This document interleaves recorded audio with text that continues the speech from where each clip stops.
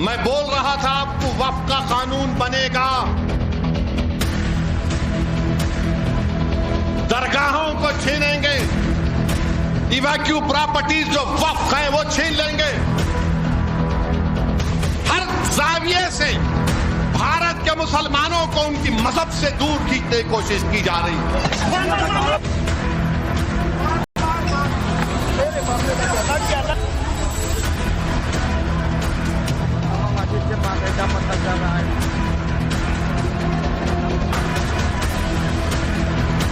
नमाज, नफरत, डर, मस्जिदों को कवर, वक्फ का कानून, मस्जिदों को छीनेंगे, दरगाहों को छीनेंगे, कब्रिस्तान तोड़ेंगे, मुसलमान, जियालू की औलाद और पाकिस्तान।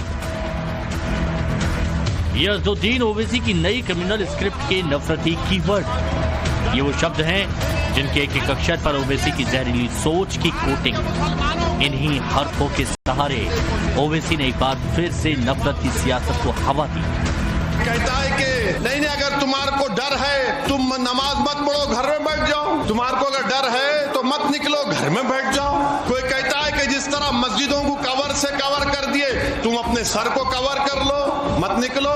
कोई कहता है कि दवाखाना अगर बन रहा तो मुसलमानों के लिए अलहदा उसमें हिस्सा कर दो। कोई कहता है बंगाल में कि अगर हम हुकूमत में आ जाएंगे तो बंगाल से मुसलमानों को निकाल देंगे। अरे मेरे भाई, वो डरपोक थे जो पाकिस्तान को भाग गए। ये जियालों की औलाद है, भागने वालों की औलाद नहीं है। होली के दिन जुमे पर हैदराबादी भाईजान ने माइक थामा और फिर उनकी डायलॉगबाजी शुरू हो गई। पहला डायलॉग था, मुसलमानों को डरना नहीं है। सवाल है कि इस डरने और डराने वाले डायलॉग डिलीवरी का मकसद क्या है? या ये तकरीर के नाम पर हिंदू मुसलमानों में एक नई तरह डालना नहीं है? सवाल है, क्या ओवैसी के हालिया बयान में डर, फूट और फसाद फैलाने की कोशिश नहीं है? क्या ये वक्फ कानून को आगे कर कट्टरपंथी सोच का मुजाहिरा नहीं है, जिसके सेंटर में है डर, मुसलमान और ओवैसी का नफरती पैगाम? भारत के मुसलमानों को उनकी मजहब से दूर खींचने की कोशिश की जा रही। मैं बोल रहा था आपको वक्फ का कानून बनेगा, कब्रिस्तान तोड़ेंगे, मस्जिदों को छीनेंगे, दरगाहों को छीनेंगे, इवैक्यू प्रॉपर्टीज जो वक्फ है वो छीन लेंगे। हमारे मुखालिफिन जज्बाती तकरीर कर रहे। अरे भाई, जज्बाती तकरीर करना नहीं, सच्चाई को बयान करना। अब खबरों को भी तोड़ने की बात कर रहे हैं। मेरे अजीज दोस्तों और बुजुर्गों, ये वक्फ का कानून मोदी इसलिए लाए हैं, यह कानून बनाना चाहती हैं इस बिल के जरिए कि मुसलमानों से मस्जिदों को छीन लिया जाए, मुसलमानों की दरगाहों को छीन लिया जाए, खानखाओं को छीन लिया जाए, कब्रिस्तानों को छीन कर खबरों को मिसमार कर दिया जाए। हर जाविये से भारत के मुसलमानों को उनकी मजहब से दूर खींचने की कोशिश की जा रही। होली के त्योहार पर नफरत फैलाने की कोशिश, मस्जिदों पर कब्जे की बात और पाकिस्तान का जिक्र, आखिर क्यों? उन लोगों के लिए चेतावनी है जो मान करके चलते हैं कि हम जो चाहेंगे वो कर लेंगे। ये कभी नहीं हो सकता है। इस घमंड को, हिरण्यकश्यप के इस घमंड को, होलिका के इस स्तंभ को, होलिका दहन के माध्यम से भी और हिरण्यकश्यप के स्तंभ को तोड़ने के लिए भगवान श्री हरि विष्णु ने अपना तीसरा अवतार नरसिंह के रूप में इस धराधाम पर लेकर के लोक कल्याण का मार्ग प्रशस्त किया था। सनातन धर्म की वजह पताका को आगे बढ़ाने का काम किया था। हैदराबाद में तकरीर के लिए भाईजान का माइक ऑन हुआ तो बात जुमा, होली, योगी, मोदी, चमेली, गुलाब से शुरू होकर फूल और कांटे तक पहुंच गई। अगर मोदी ये कहेंगे कि नहीं, गुलाब के फूल से चमेली की खुशबू आना, अगर मोदी ये कहेंगे कि कांटे से मोतिया की खुशबू आना, तो कहां से आएगी? गुलाब के फूल से गुलाब की खुशबू आएगी, चमेली के फूल से चमेली की खुशबू आएगी। ये भारत है, ये फूलों का एक गुलदस्ता है, मगर बीजेपी आरएसएस, क्योंकि आरएसएस के 100 साल मुकम्मल हो रहे हैं, वो ये चाहते हैं कि हमारी मजहबी शनाख्त को खत्म करके रख दिया जाए। वक्फ एक्ट का जिक्र, मस्जिदों पर कब्जे की साजिश, कब्रिस्तानों को तोड़ने की बात, आखिर ओवैसी का एजेंडा क्या है? हमारे हिंदू भाई होली भी मनाते हैं, बल्कि हसरत मोहानी तो होली मनाते थे, उनका चॉइस है।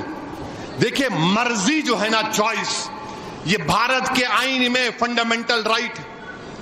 हमारे हिंदू भाई खुशी से मनाते हैं, हम भी खुश होते हैं, उनका त्योहार है, मनाइए, मगर त्योहार को नफरत का तरीका बनाना, त्योहार को किसी पर गलबा दिखाना, वो कौन सी अच्छाई है, उसे बताइए। ओवैसी हैदराबाद में एक जलसे को संबोधित कर रहे थे। इसी दौरान उन्होंने मस्जिदों को तिरपाल से ढकने और जुमे की नमाज के दिन बाहर ना निकलने वाले बयान पर पलटवार किया। दरअसल होली और जुमे की नमाज को लेकर संभल के सीईओ अनुज चौधरी ने एक बयान दिया था, जिसका समर्थन यूपी के मुख्यमंत्री योगी आदित्यनाथ ने भी किया था। ओवैसी ने यूपी के मुख्यमंत्री योगी आदित्यनाथ के इन बयानों पर हमला भी बोला है और लगे हाथ बंगाल बीजेपी के नेता सुवेंदु अधिकारी के बयान पर पलटवार करते हुए ये भी कहा कि हम डरकर पाकिस्तान नहीं जाने वाले हैं। संविधान ने सभी को बराबरी का हक दिया है, लेकिन ओवैसी जैसे नेता कैसे इसे मजहब के चश्मे से देखने और मुसलमानों को दिखाने की कोशिश करते हैं, इसका प्रत्यक्ष प्रमाण ओवैसी की तकरीर में नजर आया।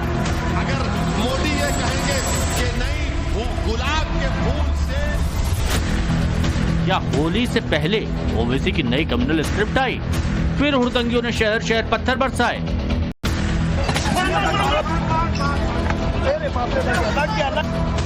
पहले होली फिर जुमे की नमाज, क्या इसीलिए ओवैसी हो गए नाराज? दोस्तों और बुजुर्गों, ये वक्फ का कानून मोदी इसलिए लाए हैं, यह कानून बनाना चाहती है इस बिल के जरिए कि मुसलमानों से मस्जिदों को छीन लिया जाए, मुसलमानों की दरगाहों को छीन लिया जाए, खानखाओं को छीन लिया जाए, कब्रिस्तानों को छीन कर खबरों को मिसमार कर दिया जाए। ये इनका मकसद है। भारत के मुसलमानों को उनकी मजहब से दूर खींचने की कोशिश की जा रही है। होली के दिन मस्जिदों पर चढ़ा तिरपाल, क्या इसीलिए भाईजान हो गए गुस्से से लाल? बड़ा सवाल, कौन डर रहा है, कौन डरा रहा है? डरने डराने के सियासी खेल में मजहब वाला गालमेल कौन कर रहा है? ओवैसी ये भूल रहे हैं कि आप भारत में रह रहे हैं, यह पाकिस्तान नहीं है जो सहन किया जाएगा। ये भारत है और यहाँ सनातनी शेर बनकर जीता है। आज अगर आप संघर्ष की बात करते हो तो हम भी आपके साथ कदम से कदम मिलाकर आपसे संघर्ष करने को तैयार बैठे हैं। ओवैसी जी ये भूल जाएं कि ये पाकिस्तान नहीं, भारत है, और भारत भारत होता है। भारत में जन्म लिया हुआ एक एक सनातनी शेर का बच्चा होता है। मुसलमान और मजहबी पहचान के निगहबान बनने की कोशिश में ओवैसी भड़काऊ पॉलिटिक्स कर रहे हैं। ओवैसी की इस तकरीर की टाइमिंग पर गौर करने की जरूरत है। भाईजान का ये टेप उस वक्त लाउड हुआ जब 17 मार्च को जंतर मंतर पर मुस्लिम पर्सनल लॉ बोर्ड और जमीयत वक्फ को लेकर बड़ा प्रदर्शन करने वाला है। सवाल है, ओवैसी की स्पीच उस प्रोटेस्ट का फर्स्ट लुक है या फिर मुसलमानों के हमदर्द बनने की होड़ में खुद को आगे निकालने की कोशिश है? वजह चाहे जो हो, लेकिन ये बात तो शीशे की तरह साफ हो गई है कि मस्जिद, दरगाह और कब्रिस्तान का नाम लेकर ओवैसी मुसलमानों को उकसाने वाला स्विच एक बार फिर ऑन कर चुके हैं। अगर उन्हें नापसंद है रंग, नापसंद है त्योहार, नापसंद है हिंदू, नापसंद है भारतीय संस्कृति, नापसंद है हमारी संस्कृति, तो इसके मतलब वह क्या कहा जा सकता है? तो अपने पुरखों को दोष दें, क्यों नहीं गए वो? अपने पुरखों को दोष दें। अगर उन्हें पसंद तो था तो चले गए, उन्हें जिनको पसंद था वो यहाँ है। इसके मतलब अपने बाप को ही नहीं पसंद करते हैं वो, कि गलत फैसला लिया मेरे बाप ने, हम ऐसे रहेंगे वैसे रहेंगे, तो गलत बात है। मुस्लिम पर्सनल लॉ बोर्ड पहले ही शाहीन बाग का नाम लेकर सीधा संदेश दे चुका है। वक्फ संशोधन के खिलाफ शाहीन बाग की तरह प्रदर्शन की बात कही है। ऐसे में मुसलमानों के रहनुमा होने का दावा करने वाले ओवैसी कहां पीछे रह सकते थे? मंच मिला, माइक ऑन हुआ और मजहबी पहचान को खतरा बताकर भड़काऊ स्क्रिप्ट बोलने लगे। वहां बैठे लोगों के जहन में वो बातें उतरने लगी। अब सवाल मुस्लिम वोट बैंक का है।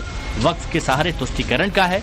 ऐसे में ओवैसी के साथ कांग्रेस और समाजवादी पार्टी के सुर भी मिले सुर मेरा तुम्हारा वाले हो गए हैं। भारत सरकार, बीजेपी की तमाम सरकारें मुसलमानों के धार्मिक मामलात में इंटरवीन कर रही हैं। कभी 3 तलाक लेकर आती हैं, कभी वक्फ लेकर आती हैं, कभी यूनिफॉर्म सिविल कोड लेकर आती हैं और किसी मुस्लिम लीडर से, मुस्लिम रिलीजियस लीडर से मशवरा तक नहीं करते। ऐसा लगता है कि तानाशाही है, बादशाहत है, कोई राजा बैठा हुआ है और वो जो चाहता है वो देश के अंदर कानून बनाता है। ये सही है कि भारतीय जनता पार्टी वो पीडीए के खिलाफ अन्याय कर रही है। आज उत्तर प्रदेश में केवल अल्पसंख्यक ही नहीं, दलित समाज के लोग जब वो एक बारात लेके घोड़ी पे जाते हैं तो उनके साथ क्या व्यवहार हुआ ये पूरा देश देख रहा है। इसलिए मुस्लिम वोटों के लिए रेस लगी है। इस रेस में ओवैसी, सपा और कांग्रेस जिससे जितना बन पा रहा है दौड़ लगा रहा है। ऐसे में एक ही पिच पर अपने सभी सियासी मुखालिफों को देख बीजेपी की तरफ से करारा पलटवार शुरू हो गया। ओवैसी जी के जितने भी बयान हैं उनमें कहीं ना कहीं धर्म के आधार पे भय फैलाने की राजनीति दिखती है, लेकिन हमेशा वो कहीं ना कहीं भय की राजनीति करती है। वक्फ पे लेकर कर देंगे, हिंदू मुस्लिम पे कर देंगे, तो ये स्पष्ट कर देता है कि उनकी राजनीतिक सोच क्या है और उनका एजेंडा क्या। वोट बैंक के नाम पर भड़काओ भाईजान कमेटी के साथ कांग्रेस और इंडी अलायंस वक्फ पर ये दिखाता है कि कॉन्स्टिट्यूशन की बात तो करते हैं, शरिया फर्स्ट रखते हैं, ये नॉन वायलेंस की बात करते हैं, टॉलरेंस की बात करते हैं, परंतु शाहीन बाग स्टाइल ये माई वे हाईवे जैसे वायलेंट प्रोटेस्ट के समर्थन में होता है। ओवैसी जी के जितने भी बयान हैं, बीजेपी ने ओवैसी की चाल को भड़काऊ, उकसाऊ, नफरती बताया, तो वहीं ऑल इंडिया मुस्लिम जमात के अध्यक्ष मौलाना शहाबुद्दीन वक्फ संशोधन के खिलाफ प्रदर्शन की टाइमिंग और ओवैसी के खतरे में मुसलमान वाले नैरेटिव पर सवाल उठा रहे हैं। आजाद भारत में मुसलमान आजाद है और मजहबी एतबार से, सियासी एतबार से अपने तमाम उमूर अंजाम देता है। तो इसलिए ये कहना कि मुसलमान सुरक्षित नहीं है, मुसलमानों को खतरा है, ये बिल्कुल गुमराह करने वाली बातें हैं, अफवाह फैलाना है, मुसलमानों को भयभीत करने वाली बातें हैं। तो उनको ये समझना चाहिए कि रमजान शरीफ का महीना चल रहा है। रमजान शरीफ का महीना खुदा की इबादत के लिए है, धरना प्रदर्शन के लिए नहीं। अब सवाल है कि ओवैसी का खतरे में मुसलमान वाला सियासी अलार्म फिर से ऑन क्यों हो गया? ओवैसी को वक्फ संशोधन कानून में मुस्लिमों की मजहबी पहचान का खतरा क्यों दिख रहा है? आखिर बंटवारे के वक्त पाकिस्तान गए मुस्लिमों को भगोड़ा करार देकर हिंदुस्तान के मुसलमानों को क्यों उकसाने में लगे हैं? जवाब बीजेपी की तरफ से आया और मजलिसी सोच पर सवाल खड़े हुए। सब पता है कि कौन भाग गया और कौन भागना चाहते थे। ये तो रजाकारों के साथ थे। वो तो हैदराबाद में भारतीय सेना से लड़ रही थे रजाकार, उसके बड़े समर्थक मजलिस के लोग थे। और ये बड़ी बड़ी डींग हाँकड़ हैं, बड़ा एहसान किया है इन्होंने, बड़ी कृपा की है भारत में रह के। ओवैसी ने अपने भाषण में होली पर नफरती माहौल को बढ़ावा देने का भी आरोप लगाया। ऐसे में क्या अपने पॉलिटिकल प्रॉफिट और लॉस के गेम प्लान के तहत ही ओवैसी ने खतरे में मुस्लिम वाला नैरेटिव आगे कर दिया? क्या इसीलिए वक्फ की मनमानी पर लगाम को मुस्लिम की मजहबी पहचान छीनने की कोशिश बनाने में जुटे हैं? क्या यही वजह है? क्या हिंदुस्तान के मुसलमानों को जियालों की औलाद कहकर सड़क पर उतरने के लिए उकसाने में जुटे हैं? एक तरफ हैदराबाद में ओवैसी की तकरीर हुई तो दूसरी तरफ झारखंड के गिरिडीह में होली पर हिंसा हो गई। होली और जुमा पर शांति देख भड़काऊ गैंग रंग में भंग डालने में जुट गया। झारखंड के गिरिडीह में होली पर हुई हिंसा में उपद्रवियों ने दुकानों को आग के हवाले कर दिया। उपद्रवियों ने कई गाड़ियों में आग लगा दी। पुलिस के मुताबिक देर शाम को होली का जुलूस निकल रहा था। इतने में ही होली के जुलूस पर समुदाय विशेष के लोगों ने पथराव किया। जुलूस पर पत्थर और बोतल फेंकने का आरोप है। बताया जा रहा है कि मस्जिद के रास्ते से जुलूस निकाला जा रहा था, तभी दो पक्षों में विवाद हुआ और देखते ही देखते पत्थरबाजी में तब्दील हो गया और फिर उपद्रवी आगजनी पर उतर आए। हिंसा के बाद पूरे इलाके को छावनी में तब्दील कर दिया गया। इलाके में भारी फोर्स तैनात है। पुलिस का दावा है कि अब हालात कंट्रोल में है। आरोपियों की पहचान भी हो रही है। पंजाब के लुधियाना में होली खेलने के दौरान ये जबरदस्त संग्राम दिखा। दो गुट आपस में भिड़ गए। इस दौरान जमकर हाथापाई हुई, मारपीट हुई, दोनों तरफ से लाठी डंडे चले। इतना ही नहीं, पथराव भी जमकर हुआ। आसपास के लोगों में हड़कंप मचा।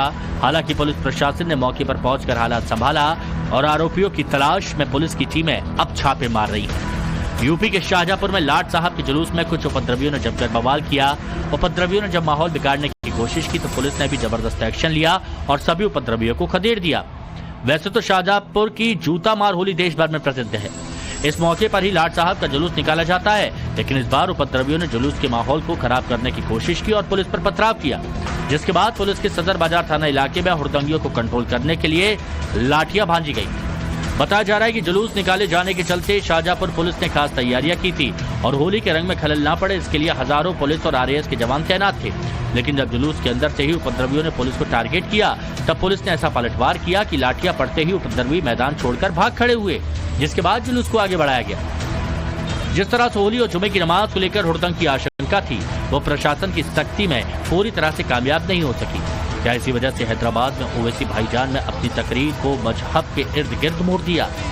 ओवैसी की हालिया तकरीर को गौर से सुनेंगे तो आप भी शायद इसी नतीजे पर पहुंचेंगे कि वो हर मौके पर सियासत ढूंढने का हुनर रखते हैं। उनकी राजनीति का फॉर्मूला सीधा है, मजहब से जुड़े मुद्दों को हाईलाइट करो, मुसलमानों को सीधा संदेश दो और अपनी सियासी दुकान चलाओ। लेकिन सवाल है कि क्या उनकी ये दुकान मुसलमानों के हक बेचने का काम तो नहीं कर रही? Bureau report, times now of Bharat.